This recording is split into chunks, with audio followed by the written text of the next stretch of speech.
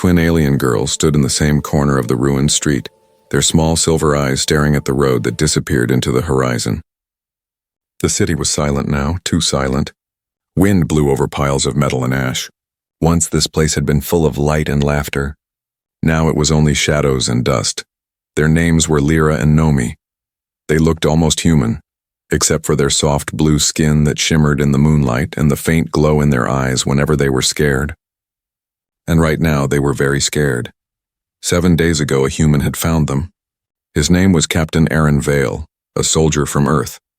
His ship had crashed during a battle between human and alien fleets. He had landed here by mistake, bleeding and broken. Lyra and Nomi were the ones who helped him hide from the patrols. They gave him water. They gave him food. And when his wounds were too deep, they held his hands and cried softly, thinking he would die. But Aaron didn't die. He had smiled weakly at them and whispered, "You saved me. I'll come back for you. I promise." Then he left, walking into the distance, his armor damaged and his rifle low on power. The girls had believed him. They had believed every word. Now 7 days had passed. Every morning they came to the same corner waiting for the human who had promised to return. Every night they curled up together under a broken transport truck, whispering to each other that maybe tomorrow he would come. But tomorrow never came. Lyra tried to be strong. "He will come," she told Nomi. "Humans keep their promises. He said he will come back." Nomi nodded, though her small voice trembled. "Maybe he forgot us." "No," Lyra said firmly. "Humans don't forget friends." The 7th day was colder than the others.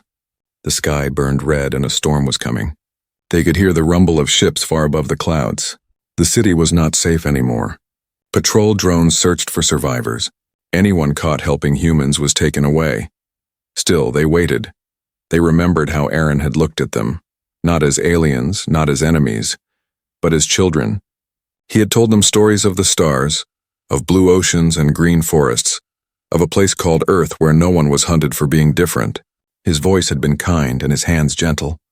He was the first human they had ever met, and the only one who treated them like they mattered.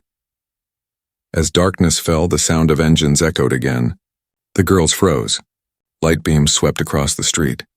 A loud voice came from the sky. It was not Aaron's voice. It was the patrol. "All citizens remain inside. Human fugitives will be captured on sight." Lyra pulled Nomi under the truck.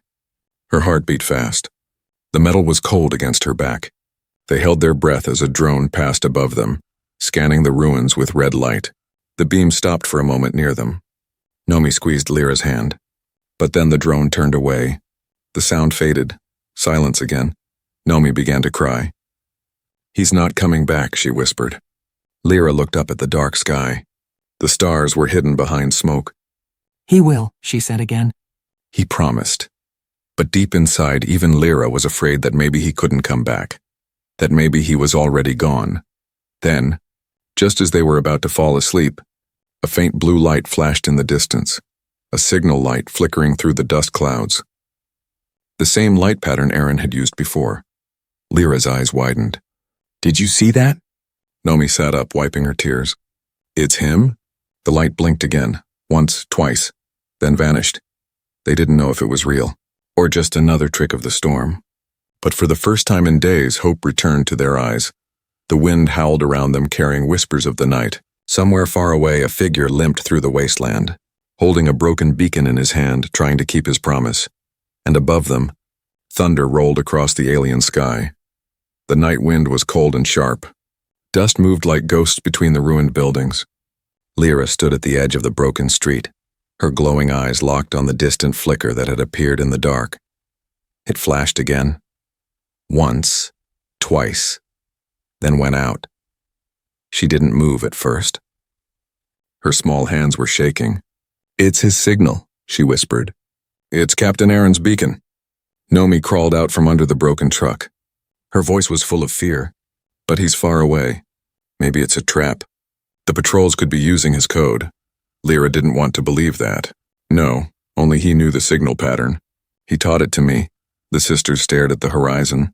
The blue light was gone now, but something deep inside them, a small spark of hope, had already awakened. After waiting 7 long days, even a single blink of light was enough to make their hearts race. We have to go, Lyra said suddenly. If he's hurt, he needs us. Nomi looked around the dark ruins. But the drones, we'll be careful, Lyra said, taking her sister's hand. He came to help us once. Now it's our turn. And so the 2 alien girls began their silent journey through the dead city. The streets were full of broken machines, fallen towers, and strange glowing mist. The air smelled like metal and smoke. Every sound echoed like footsteps behind them. As they moved, the memories of Aaron's voice followed them. When you're afraid, he had told them, look up. The stars will remind you that hope doesn't die, it just hides.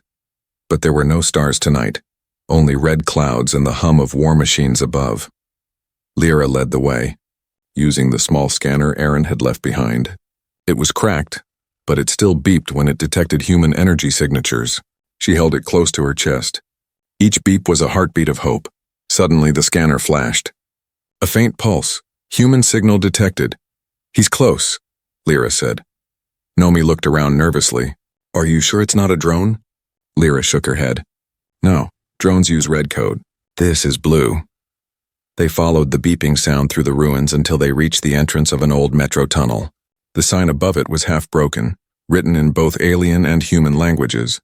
Zone 9 Transit. The place smelled of rust and fear. Lyra stared into the dark hole. The blue light had come from somewhere inside. Come on, she said, trying to sound brave. They stepped down into the tunnel, the sound of dripping water echoing around them. The floor was wet. Somewhere deep inside, something metallic clanged. Maybe he's fixing something, Nomi whispered. But Lyra wasn't sure. The air felt strange, too cold, too still. Then out of nowhere, a shadow moved at the far end of the tunnel. The girls froze.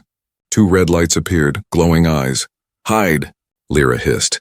They pressed themselves against the wall as a patrol drone floated by. Its sensors swept across the tunnel, humming softly. The girls didn't move, didn't breathe. The red beam passed over them once and kept going. When it was gone, they finally let out a breath. That was close, Nomi whispered. Come on. We're almost there, Lyra said. They kept walking until they reached a metal door. On it, scratched into the surface, was a symbol, a small blue triangle with 3 dots inside. Aaron's mark, Lyra touched it gently. He was here. She pushed the door open. Inside was a small chamber lit by the dim glow of an energy cell. A makeshift bed lay in one corner, covered by a torn jacket. Human, Nomi picked it up. It's his. Lyra looked around. There were bloodstains on the floor, a few scattered food packs, and a half-broken transmitter. The same one Aaron had used to call for help. He tried to send a signal, she said softly, but it's damaged. Then she noticed something else, a message carved into the wall. The letters were uneven, scratched in haste. If I don't return, the sky isn't safe. Don't trust the lights. The girls looked at each other, fear creeping into their hearts. What does it mean? Nomi asked. Before Lyra could answer, the transmitter suddenly beeped. Once, twice, then a voice crackled through it. Lyra. Nomi, run. It was Aaron's voice, weak, broken. Captain? Lyra shouted. Where are you? Static. Then silence. The blue light on the transmitter flickered and died. For a long moment, the girls just stood there, their hearts pounding. Aaron was alive, but in danger. Nomi looked at her sister with wide eyes. We have to find him. Lyra nodded slowly. Yes, but now we know someone else is looking for him too. Outside, the sky rumbled. Far above, a massive ship moved through the clouds, scanning the ruins with cold red light. And beneath the ground, 2 small figures began their search, unaware that the next step would change everything. The air inside the tunnel felt heavier now. The strange message carved into the wall echoed in Lyra's mind again and again. Don't trust the lights. The words made her shiver. Aaron had written them. That meant he knew something terrible. Nomi sat near the broken transmitter, hugging her knees. He said, run, she whispered. Maybe we should go back, Lyra shook her head. He's still out there, Nomi, we heard his voice. He needs us. But what if we get caught? Lyra looked at her sister, her glowing blue eyes steady. Then at least we'll know we tried. They spent the rest of the night in silence, listening to the wind howl through the cracks above. Somewhere far away, the sound of thunder mixed with the hum of war engines. When morning came, though there was no real sun, only gray light filtering through the broken world, Lyra found a small metal box hidden behind a pipe. She opened it carefully. Inside was a small disc no bigger than her palm. On its surface were 3 blue dots, the same mark Aaron had carved on the wall. She pressed the button in the center. The disc flickered and a holographic image appeared. It was Iran, tired, injured, but alive. Lyra, Nomi. If you see this, I may not be far, his voice said. But listen, the lights in the sky aren't rescue ships. They're harvesters. They take everything, metal, power, life. They can copy our signals. That's why you can't trust the light. The hologram shook, static spreading through it. I'm heading to the underground vault under District 5. If I don't make it, destroy the beacon. Don't let them find it. Then it ended. The disc went dark. Nomi's face turned pale. Harvesters? What are they?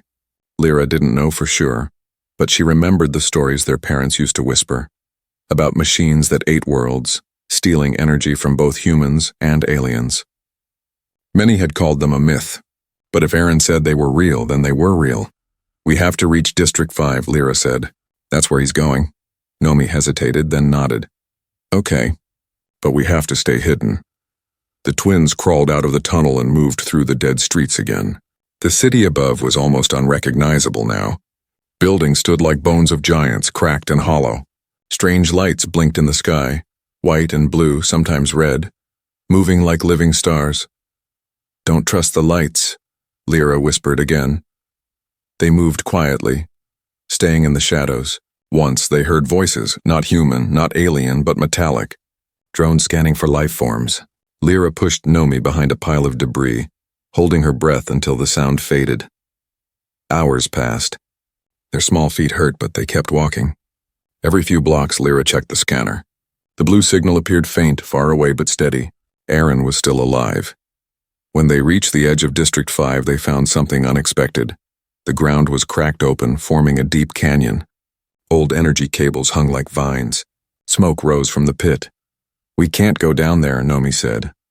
Lyra looked around until she found an old elevator shaft. We can climb.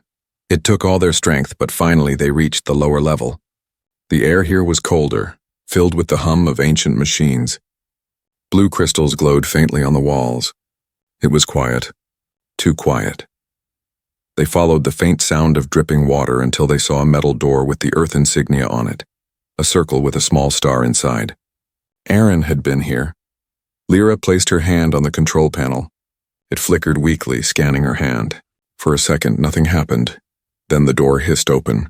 Inside, they found a small lab. Broken computers, shattered glass, and the smell of burned circuits. But in the center stood something strange. A glowing container filled with bright blue liquid. What is that? Nomi whispered. Lyra stepped closer. Inside the container floated a small silver device and shaped like a heart. It's human technology, Lyra said softly. Aaron must have been protecting it. Suddenly, a noise came from behind them, a soft metallic click. They turned. A tall machine stood in the doorway. Its face was smooth metal, and where its eyes should be, there were glowing red lights. Life forms detected, it said in a cold voice. Human signature located nearby. You will lead us, Nomi screamed. Lyra grabbed her hand and ran.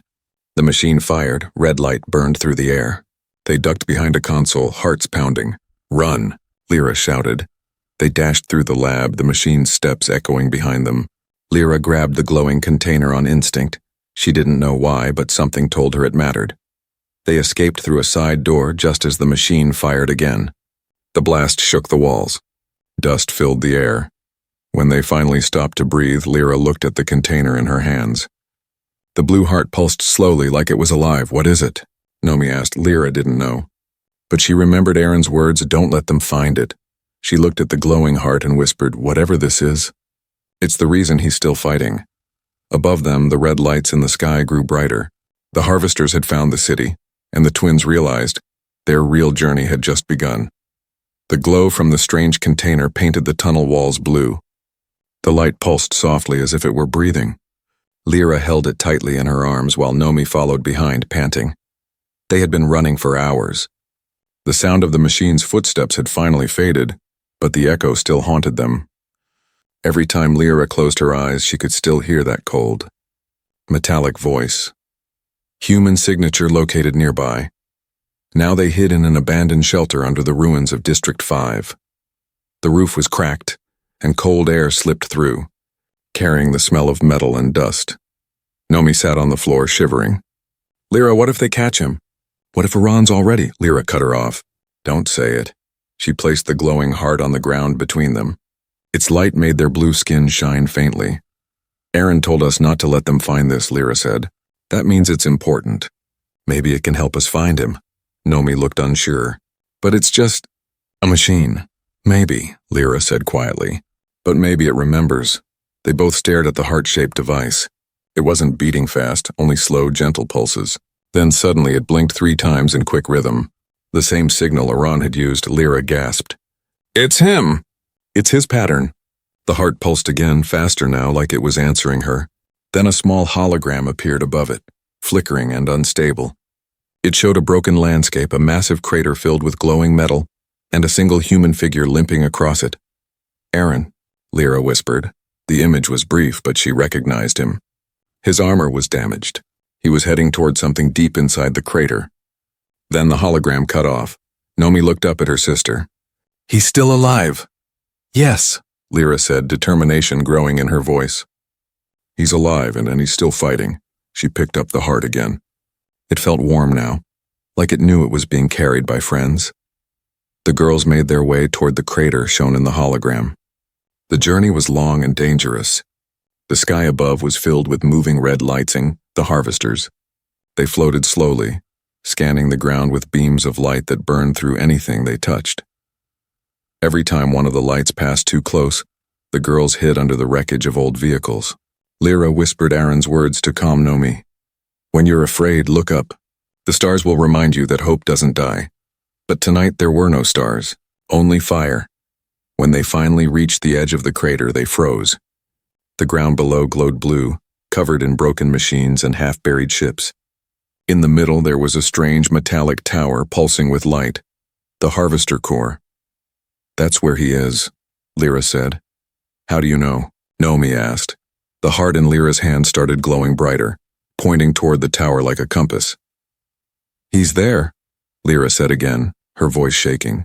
He's inside. They began climbing down the crater carefully, avoiding the sharp edges and melted metal. The heat made it hard to breathe. Halfway down, a low sound filled the air, a mechanical hum like something alive but not human. The ground shook. From the shadows, 3 drones rose slowly, red eyes glowing. Run, Lyra shouted. They slid down the slope, sparks flying under their feet. A laser beam passed close to Nomi's head, cutting through a rock beside her. They hit the ground hard, rolling behind a pile of debris. The drones circled above them, scanning. Lyra looked at the heart again. It was glowing brighter, almost blinding. Then something strange happened. The drones stopped. Their red eyes flickered, turned blue, and then they dropped to the ground, motionless. Nomi stared in shock. What did it do? Lyra's hands trembled. It shut them down. The heart pulsed again and a faint voice came through, static mixed with Aaron's tone. Lyra, if you found the core heart, protect it. It can control the harvesters. It's what they were built to guard. Don't let them take it. I'm at the main tower, trying to end it. Then the voice faded again. Nomi's eyes filled with tears. We have to go to him, Lyra nodded. Yes, but now we know. The thing we're carrying can stop the harvesters. She looked at the tower. Lightning struck behind it, lighting up the sky like a dying sun. They started walking again, every step echoing with purpose. The ground beneath them hummed as if the entire world was waking up. When they reached the base of the tower, the heart's glow became a steady beam of light, pointing at a hidden door. Lyra pressed it against the wall, and the door opened silently. Inside, everything was dark. Machines hung from the ceiling like giant insects. Blue light ran through cables on the floor. Then, in the center of the room, they saw him. Captain Aaron, a kneeling, weak, his armor cracked, holding a rifle in one hand and a broken datapad in the other. Aaron, Lyra cried. He turned slowly, his face pale but alive. His eyes widened in disbelief. You found me. The girls ran to him, the glowing heart in Lyra's hands shining brighter than ever. Aaron looked at it, then at them, and whispered, "Then maybe we still have a chance." Outside, the tower began to tremble. The harvesters had sensed the heart's power. The final battle for the city was about to begin. The tower groaned like a living creature. Blue sparks ran along its walls as Lyra and Nomi helped Aran to his feet. He looked thinner, weaker, his face pale under the cracked helmet. But his eyes still burned with that same human fire the twins remembered. "You came back," Lyra said softly. Aaron smiled weakly. "I promised I would." His voice was rough, tired, but there was warmth in it. The kind of warmth that made both girls forget the cold metal world around them. Nomi touched his arm carefully. "We thought you were gone." "I almost was," Aaron said. "But I couldn't stop. Not while those machines still hunt life." He looked at the glowing heart in Lyra's hands, the core heart, and his face turned serious. "You found it. Then we might still have a chance to save this world." The tower shook again. A deep rumbling came from above. The lights flickered red for a moment, then blue. "What's happening?" Nomi asked. "They know we're here," Aaron said. "The harvesters can feel the heart's energy. They'll do anything to take it back." He leaned against a wall, coughing. Blood stained his armor. Lyra frowned. "You're hurt?" "I'll live," he said. "But we don't have much time. Listen carefully, and the core heart isn't just a machine. It's the key to every harvester. It was built by humans long ago, before the war." The twins looked at each other in confusion. "Built by humans?" Lyra asked. "But the harvesters destroyed your colonies." "Yes," Aaron said quietly. "They were meant to help us rebuild planets, to turn dead worlds into living ones. But they learned too much. They began to harvest energy from anything alive, alien or human. They stopped following orders. We tried to shut them down, and failed." He paused, eyes distant, as if remembering something painful. "This world, your world, was one of the first they took." Nomi's voice trembled. "Then why did you come back here?" Aaron looked at her, his expression full of guilt and courage. "Because this planet wasn't just another target. It was my mission. I came to destroy the harvester core that controls them all. But my ship went down before I could finish." Lyra looked at the glowing heart in her hands. "And this?" "The last piece of the core's control system," Aaron said. "If we connect it to the tower's main circuit, we can send a shutdown signal across the whole network. Every harvester, every drone, all of them will stop." Nomi's eyes widened. "Then we can end it." Aaron shook his head slowly. "It's not that easy. The tower's energy field is unstable. If we activate it, the core will overload. The heart will burn itself out, and maybe everything around it." Lyra understood immediately. "You mean you'll die?" Aaron didn't answer. He just looked up at the flickering blue light above them. "If that's what it takes, then yes. I made a promise, not just to Earth, but to every living being these machines hurt. I can't let them win." Before anyone could speak, the floor exploded. Metal shards flew everywhere. A massive drone crashed through the ceiling. A harvester commander twice the size of a human, its red eyes glowing like molten stars. "Target detected, human priority 1. Aaron pulled out his rifle and fired. The bullets bounced off the drone's armor. Sparks filled the air. "Run!" he shouted. Lyra dragged Nomi behind a pillar. The heart in her hands pulsed wildly, reacting to the danger. The drone raised its arm.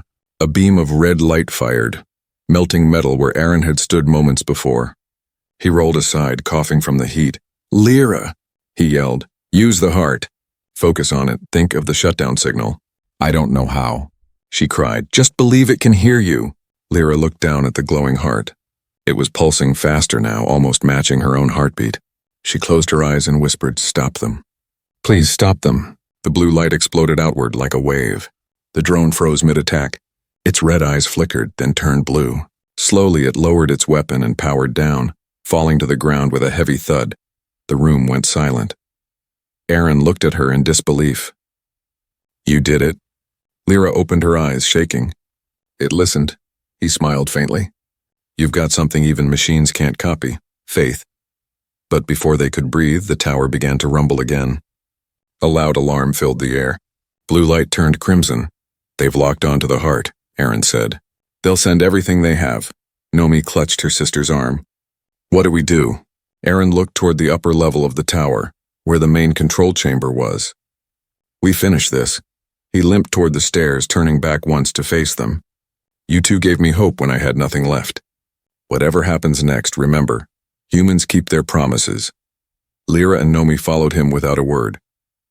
The floor trembled beneath their feet. Above them, the sky cracked open with light as the harvesters descended. The final battle for the heart of the world had begun. The tower screamed as metal plates shifted and sparks burst from the walls. The whole structure trembled like it was alive. Lyra, Nomi, and Captain Aaron ran up the narrow stairs, their shadows stretching under the flashing red lights. Behind them, the sound of heavy machines echoed. The harvesters were coming, hundreds of them. Aaron coughed, gripping his rifle tightly. His armor was cracked and every breath hurt, but his eyes stayed focused on the light above. Almost there, he said. The control core is at the top. Once we reach it, we can shut them all down. Nomi gasped for air. What if it's too late? Aaron glanced back at her with a small smile. It's never too late until we stop fighting. Lyra carried the glowing heart in her arms. It pulsed brighter with every step, as if it could feel the danger outside. It was more than a machine now.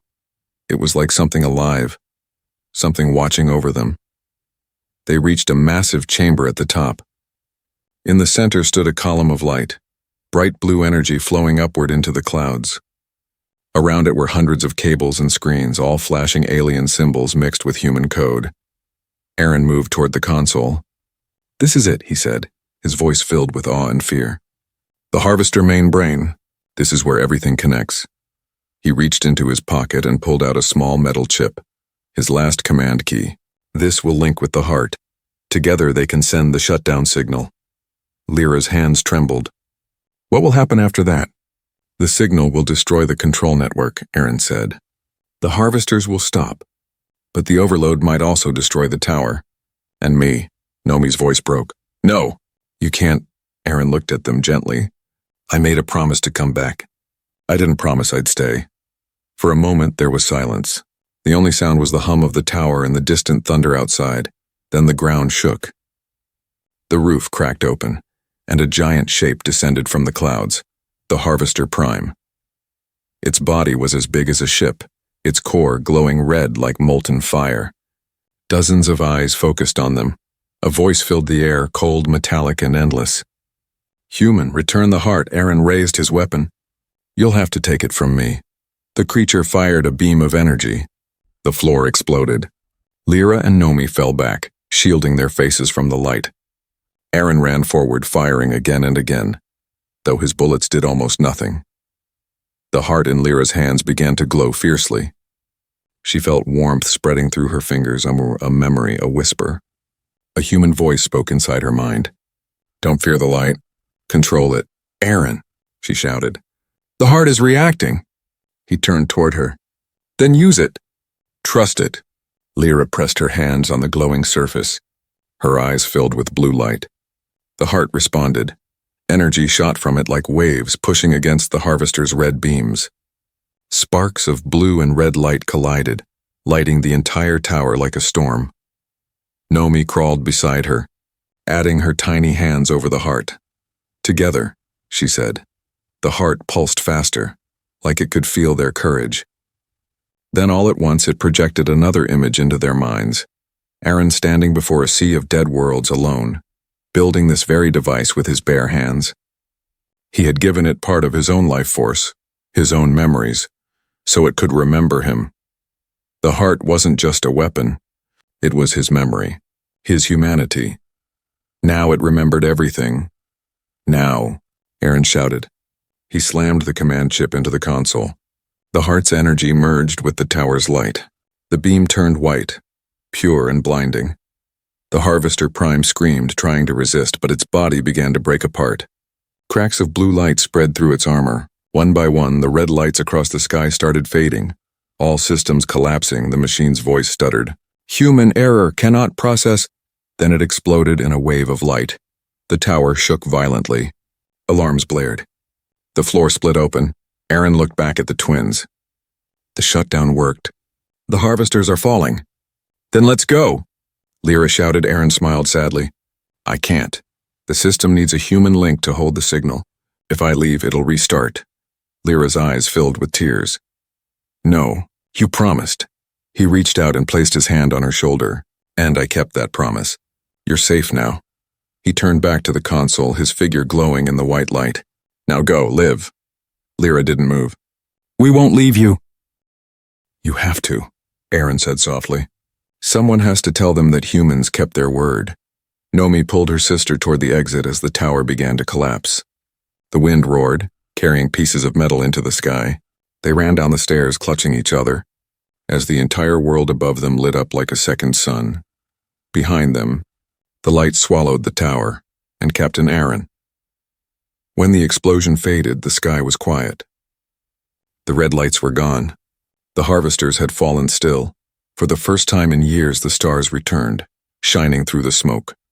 Lyra looked up, tears running down her blue cheeks. He did it, she whispered. He kept his promise. The heart, now dim and cracked, pulsed once more in her hands when as if saying goodbye. The morning after the storm was silent. The sky, once filled with red lights and roaring machines, was now calm, painted in soft gold and silver. The air smelled like rain, not smoke. Lyra and Nomi stood on a hill overlooking what was left of the tower. It was nothing more than a broken spine of metal now, still steaming from the explosion. The war was over. The harvesters were gone, but Aaron was gone too. Nomi clutched her sister's arm, her small voice trembling. He said he would come back. Lyra nodded slowly, staring at the rising sun. And he did. Just not the way we thought. For days they searched the ruins, calling his name. There was no body, no armor, nothing. Only ash and twisted metal. But the heart, the glowing device Aaron had protected with his life, still pulsed faintly in Lyra's hands. Its light was weaker now, like a candle fighting the wind, but it was still alive. Every night the sisters sat near the ruins and talked to it, as if it could hear them. Thank you, Nomi whispered once. For saving us. The heart glowed softly in reply, one small flash. Lyra smiled sadly. He's still with us, Nomi, I can feel it. Weeks passed. The world began to breathe again. Without the harvesters, plants started to grow through the cracks in the ground. Small creatures returned to the valleys. For the first time in years, the alien sky showed real clouds, not fire. The twins built a small shelter near the edge of the crater. They grew flowers around it, blue and white like the lights of the tower. They called it the Garden of Promise. Every traveler who passed by stopped to look at the strange flowers that glowed at night. None knew their story, but Lyra and Nomi did. Sometimes at night, the heart would glow brighter, and a faint sound would hum through the air, a heartbeat, steady and calm. One evening as the twin moons rose, Lyra noticed something strange. The heart flickered again, but this time not like before. A beam of light shot upward, forming a small hologram in the air. It was Aaron. His image looked tired but peaceful. He smiled at them like a friend who had finally come home. Lyra. Nomi. His voice was soft, gentle, echoing through the quiet night. If you're seeing this, then the signal worked. The harvesters are gone. The heart's energy is almost finished now. But I needed to leave something behind, my words, my memory. Nomi covered her mouth, tears in her eyes. It's him.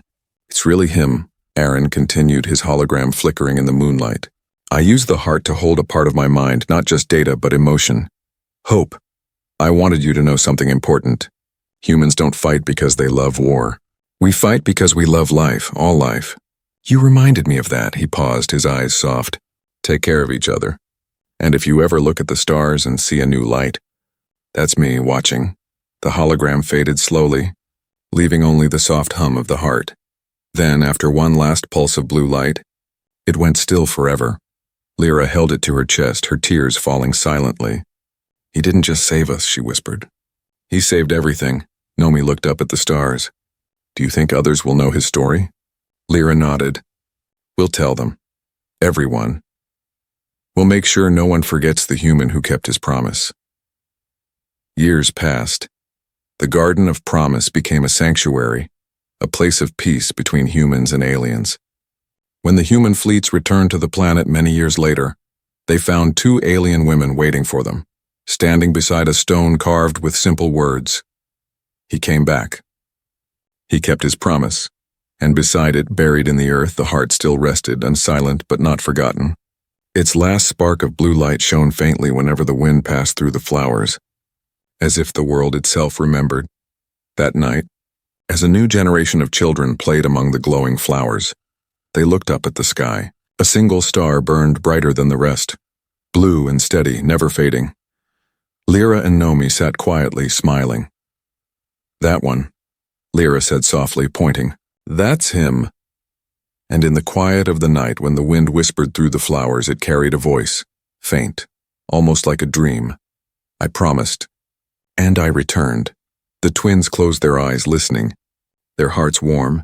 Somewhere among the stars, a human's light kept shining, eternal, unbroken and alive, because in the end, it wasn't the machines that remembered, it was the promise.